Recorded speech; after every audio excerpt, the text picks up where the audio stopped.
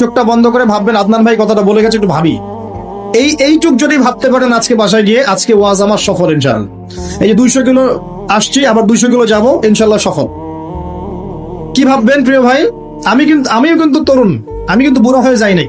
বুড়া হয়ে গেছি এখনো? আচ্ছা, আপনিও তরুণরা একটু ভাবি, চোখ বন্ধ করে ভাববেন যে আল্লাহ পাক আপনাকে সৃষ্টি করেছিলেন আল্লাহর ইবাদত করার জন্য। সূরা জারিয়াত 56 নম্বর আয়াত, ওয়া মা খালাকতুল জিন্না ওয়াল ইনসা ইল্লা লিয়াবুদুন। 1 2 আল্লাহ পাক আপনাকে সৃষ্টি করেছিলেন যাতে করে আল্লাহর দ্বীনটাকে আপনি আল্লাহর জমিনে প্রচার করেন, প্রসার করেন, প্রতিষ্ঠা লাভ করেন। এই দুইটা আপনার কাজ ছিল। এখন আপনার বয়স হয়ে গেছে 30 বা 25, ধরে নেন যে আপনার হায়াত 60 বছর, তার মানে আপনার জীবনে বাকি আছে এখন 30 বছর। এই যে 30 বছর আপনি নষ্ট করেছেন বা চলে গেছে, চোখ বন্ধ করে চিন্তা করবেন এই 30 বছরে কত ওয়াক্ত নামাজ পড়েছেন, কতদিন রোজা রেখেছেন, এই 30 বছরে 30টা আয়াত আপনি পড়েছেন কিনা, এই 30 বছরে 30টা সূরা আপনি শিখেছেন কিনা, 30 বছরে আপনি 30টা ইসলামিক বই পড়েছেন কিনা, আপনি নবীর 30টা হাদিস পড়েছেন কিনা, 30 দিন জামাতের সাথে নামাজ পড়েছেন কিনা, 30 দিন দিনের দাওয়াত দিয়েছেন কিনা, 30টা দিন দান সৎকার করেছেন কিনা। আমি খুব বেসিক কথা বলছি, আমি বলিনি আপনি 30 দিন 30টা যুদ্ধ করেছেন কিনা, এই কথা বলিনি। আমি আপনাকে বেসিক কথা বলছি, একদম বেসিক প্রাইমারি কথা। আপনি 30 দিন নামাজ পড়েছেন কিনা, 30টা রোজা ঠিক মতো রাখছেন কিনা, আপনি কি 30 বার মেয়েকে দেখে চোখ নামাতে পেরেছেন কিনা, আপনি কি 30টা সূরা শিখেছেন কিনা, 30 বার আপনি কি রাসূলের জীবনী পড়েছেন কিনা, তার হাদিস পড়েছেন কিনা, আপনি কি নবী সাল্লাল্লাহু আলাইহি ওয়াসাল্লামের স্ত্রীদের নাম জানেন কিনা, তার জীবনী জানেন কিনা, আকীদা কি জিনিস আপনি জানেন কিনা, 30টা মাসলা মাসাইল আপনি বোঝেন কিনা। আপনি চিন্তা করবেন আজকে। এই একটা চিন্তা আপনার জীবনটাকে বদলে ফেলবে ইনশাআল্লাহ। এই একটা চিন্তাই যথেষ্ট আপনার জীবনকে বদলে ফেলার জন্য। এই চিন্তাটা আরেকভাবে করবেন। এটা ভাবার পরে আপনি চোখটা খুলবেন, চোখটা খুলে সাদা কাগজ নিয়ে বসবেন, উঠে বসবেন, বসে আপনি লিখবেন। এই যুব ভাই শোনেন, বসে আপনি লিখবেন। কি লিখবেন? আপনি লিখবেন এই 30 বছরে আপনি কতগুলো গুনাহ করেছেন, মনে পড়ে কি কি। হয়তোবা, আমি দোয়া করি যেন এমনটা না হয়, তবে হয়তোবা আপনি খুঁজে পাবেন এই 30 বছরে আপনি বেনামাজি ছিলেন। হয়তোবা দাঁড়ান 2, আপনি হয়তো দেখবেন আপনি অনেক দিন রমজানের রোজা রাখেন নাই। আপনি দেখবেন হয়তো আপনি দান সদকা তো করেন নাই, রিকশালাকে থাপ্পড় দিয়েছেন। আপনি হয়তো দেখবেন যে হলে সিট বুকিং এর জন্য হকি স্টিক নিয়ে মারামারি করেছেন। আপনি হয়তো দেখবেন যে 30 বছরে 30টা মেয়ের সাথে সম্পর্ক করা শেষ।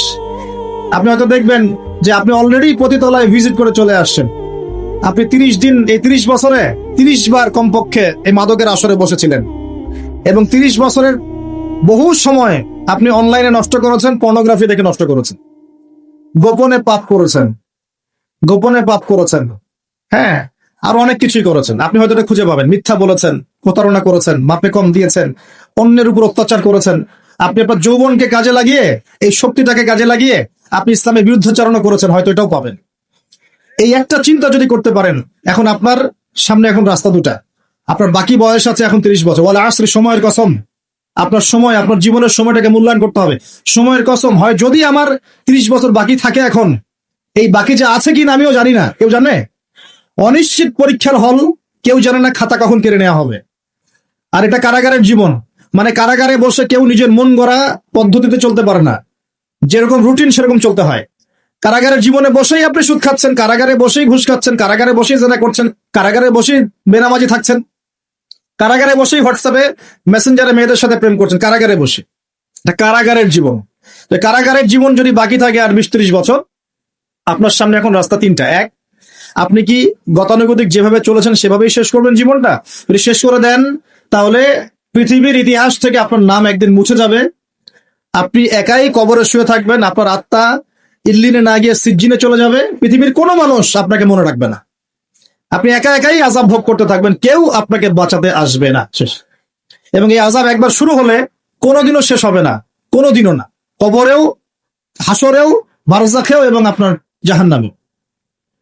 এটা একটা অপশন। 2 নম্বর অপশন, আপনি নিজেকে সংশোধন করলেন, সংশোধন করে গতানুগতিক মুসলিম হলেন। গতানুগতিক মুসলিম কেমন?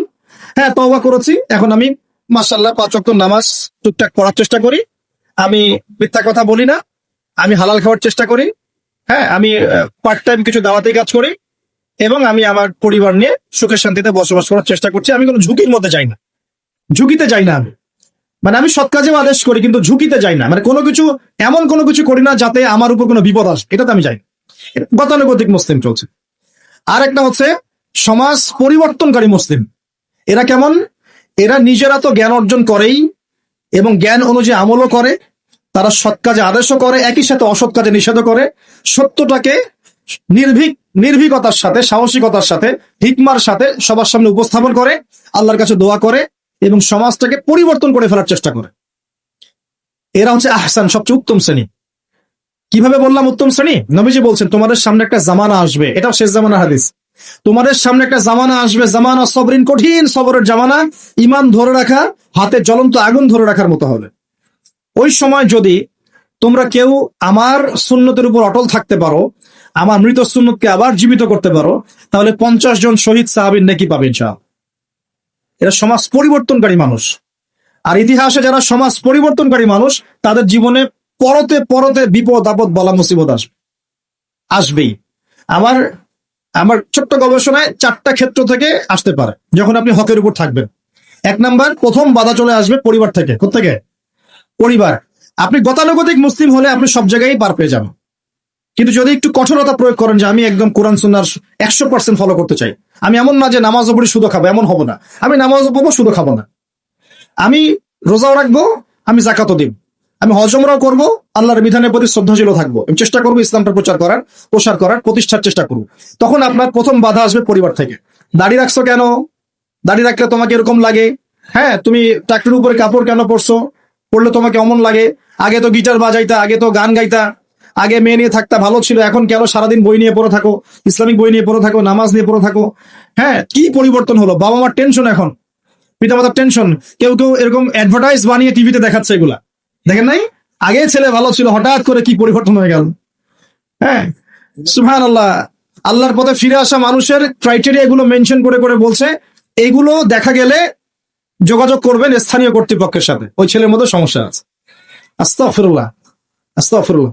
একজন ব্যক্তি গিটার বাজাতো, গান গাইতো, মাদকের সাথে ছিল, মেয়ে নিয়ে ফুর্তি করতো, সেখান থেকে এসেছে নামাজ পড়ছে, এই জন্য কি সে জঙ্গি হয়ে যাবে? এখন সে মাশাআল্লাহ কোরআন তেলাওয়াত করছে, কোরআন বোঝার চেষ্টা করছে, আলেম ওলামার কাছে গিয়ে পরামর্শ করছে, হাদিস পড়ছে, এই জন্য কি সে জঙ্গি হয়ে গেছে? পশ্চিমারা যা গিলায় আমরা তাই গিলি। পশ্চিমারা যা গিলায় আমরা তাই গিলবো কেন? ওদের কাছে কিসের জ্ঞান আছে? পশ্চিমাদের কাছে কোরআনের জ্ঞান আছে, হাদিসের জ্ঞান আছে। ও সিলেক্ট করে দিবে যে কোনটা জিহাদ আর কোনটা জঙ্গিবাদ? আশ্চর্য একটা ব্যাপার। কোরআন এবং সুন্নাহর চর্চা যদি মুসলিমরা করে, তাহলে কি তারা সন্ত্রাসী হয়ে যাবে? ওরা তো চাইবেই যেন আমরা এই কাজগুলো না করি। ওরা তো চাইবেই যাতে আমরা কোরআন সুন্নাহর চর্চা না করি। ওরা যা বলে সেই ভাষায় আমরা কথা বলা শুরু করেছি। ওরা বলছে, একটু পরে আমি বোঝাচ্ছি আপনাদেরকে, ওরা বলেছে যে জ্ঞান সেটাই, ভালো করে বোঝেন, জ্ঞান সেটাই যেটা পরীক্ষা নিরীক্ষা, যুক্তি বিজ্ঞান, দর্শন দিয়ে লাভ করা যায়। আর আমরা বলছি আল্লাহর ওহী হচ্ছে চূড়ান্ত জ্ঞান। আল্লাহর ওহী কি? চূড়ান্ত জ্ঞান। এই যে জ্ঞানতাত্ত্বিক পার্থক্য, ওরা যা দেখে না তাতে বিশ্বাস করে না, এই কারণে তারা জিনে বিশ্বাস করে না, আত্মায় বিশ্বাস করে না, আল্লাহ বিশ্বাস করে না, ফেরেশতায় বিশ্বাস করে না, পরে আগের আসমানি কিতাবে বিশ্বাস করে না, নবী রাসূলে বিশ্বাস করে না, কবরের আযাব, জান্নাত জাহান্নাম, মিজান, ফজিলত কোনো কিছু বিশ্বাস করে না। কেন করে না? ওদের এপিস্টেমোলজি হচ্ছে, জ্ঞানতাত্ত্বিক দর্শন হচ্ছে যা দেখি না বিশ্বাস করি না। আর ওই দর্শনটা আমরা কাট পেস্ট করে নিয়ে আমাদের ছোট ছোট বাচ্চাদেরকে এখন গিলাচ্ছে এগুলো। এখন ওই দর্শন কেন ফলো করব আমরা? আমাদের দর্শন হচ্ছে চূড়ান্ত জ্ঞান কার পক্ষ থেকে আসে? আল্লাহর পক্ষ থেকে আসে। আল্লাহ যা সত্য বলেছেন তাই সত্য, আল্লাহ যা মিথ্যা বলেছেন তাই মিথ্যা। আল্লাহর ওহী চূড়ান্ত সত্য মিথ্যার মানদণ্ড, মানুষের যুক্তি বিজ্ঞান দর্শন নয়। এই জায়গায় তো পার্থক্য, সে করেই তো পার্থক্য। এই জ্ঞানতাত্ত্বিক সংজ্ঞায় পার্থক্য বলেই তো আপনাকে ডারউইনের মতবাদ পড়াচ্ছে, কারণ সে তো বিশ্বাসই করে না যে মানুষকে আল্লাহ সৃষ্টি করেছে। আর আমরা বিশ্বাস করি আদম আলাইহিস সালামকে সৃষ্টি করেছেন কে? অতএব এই মতবাদের আমাদের কোনো প্রয়োজন নাই, কারণ আমরা তো জানি কোরআনে আল্লাহ পাক এটা বলেছেন। যে জানে না, যার কাছে কোরআন নাই, যার কাছে হাদিস নাই, তার ওই মতবাদের প্রয়োজন আছে, আমার তো নাই। ওরা যা বলে আমরা তাই গেলার চেষ্টা করি। ওরা এগুলো সংজ্ঞা শিখিয়ে দিয়েছে যে মুসলিম যুবকরা এরকম এরকম করলে তারা খারাপ হয়ে যাবে, এখন ব্যাস এটা প্রচার করা হচ্ছে। আশ্চর্য বিষয়। আমরা তো চাইবো প্রত্যেক ঘরে ঘরে কোরআনওয়ালা মানুষ তৈরি হোক, হাদিসওয়ালা মানুষ তৈরি হোক, নামাজি হয়ে যাক সবাই, তাহলে সমাজে শান্তি আসবে।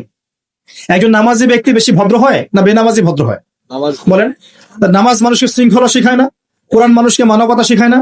কোরআন সুন্নাহর কোন জায়গায় কি বলা আছে নিরপরাধ কোনো মানুষকে হত্যা করতে হবে?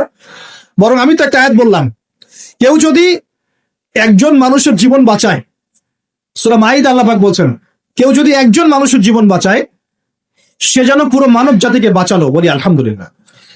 আর কেউ যদি কোন মানুষকে অন্যায়ভাবে হত্যা করে সে যেন পুরো মানব জাতিকে হত্যা করল। একটু খেয়াল করে দেখেন, সারা বিশ্বে যত মানুষকে হত্যা করা হচ্ছে মুসলিম কান্ট্রিগুলোতে, সিরিয়া, ইয়েমেন, প্যালেস্টাইন, আফগান তো চলে গেল, তারপরে আপনার ইরাক, লিবিয়া, জর্ডান, লেবানন, ঠিক আছে, ওই যে রোহিঙ্গা, তারপরে উইঘুর, মুসলিমদেরকে যেখানে যেখানে হত্যা করা হয়েছে এখানে মানবতা বিরোধী অপরাধ হয়নি? এটাকে সন্ত্রাসবাদ বলা যায় না? এটা ওদের জঙ্গিবাদ নয় কি? তাহলে প্রকৃত অর্থে সন্ত্রাসী এবং জঙ্গি কারা? মুসলিমরা না ওরা? যখন নিরপরাধ মাসুম বাচ্চাদেরকে বোম মেরে হত্যা করা হয়, মা বোনদেরকে ইজ্জত নষ্ট করা হয়, আমাদের মুসলিম ভাইদেরকে পাখির মতো গুলি করে হত্যা করা হয়, তখনই মতবাদ থাকে না? তো এদের কাছ থেকে আমাদেরকে শিখতে হবে কোনটা ন্যায় কোনটা অন্যায়। এগুলো চলতে থাক, কিন্তু এই চলা ইনশাআল্লাহ তাআলা বেশি দিন সাস্টেইন করবে না ইনশাআল্লাহ। কারণ আমরা শেষ জামানার ছাত্র, আমরা জানি যে এই জুলুম ইনশাআল্লাহ তাআলা এই বিশ্বের বেশি দিন থাকবে না ইনশাআল্লাহ। অচিরে আল্লাহ রাব্বুল আলামিন এমন প্রজন্ম আনবেন, এমন নেতা আনবেন যাকে আল্লাহ পাক বলছেন তার নাম হবে মাহদি, এবং তার নাম মুহাম্মদ, তার টাইটেল মাহদি, বাবার নাম আব্দুল্লাহ, মায়ের নাম আমিনা, মুহাম্মদ সাল্লাল্লাহু আলাইহি ওয়াসাল্লামের বংশধর থেকে একজন। তার সাথে আল্লাহ পাক ঈসা আলাইহিস সালামকে পাঠাবেন, এবং তিনি এই পুরো জুলুমের শেকড়টাকে এমন ভাবে উপরে ফেলবেন যে 40 বছর তার ন্যায় এবং ইনসাফের শাসন না আসা পর্যন্ত কিয়ামত হবে না ইনশাআল্লাহ। অতএব সামনে অপেক্ষা করছে এই বিজয়ের দিন। খুশি হচ্ছেন না বেজার হচ্ছেন? ইনশাআল্লাহ তাআলা এই দিন আমরা দেখে যেতে পারি না পারি, এই মেসেজটা তো পৌঁছে দিতে পারি যে সামনে এটা আসছে ইনশাআল্লাহ। আমাদের কিছু দায়িত্ব আছে, আমি সেদিকে পরে আসবো ইনশাআল্লাহ।